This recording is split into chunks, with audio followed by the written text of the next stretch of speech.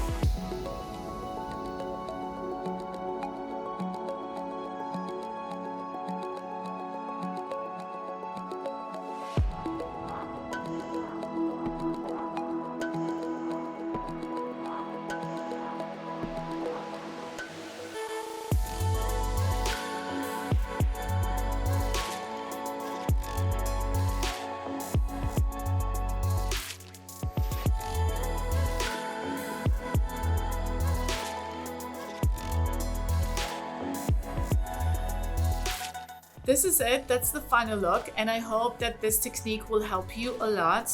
And if you like this video, give it a thumbs up. All my makeup details are mentioned down below, and yeah, thank you and see you next time. Bye.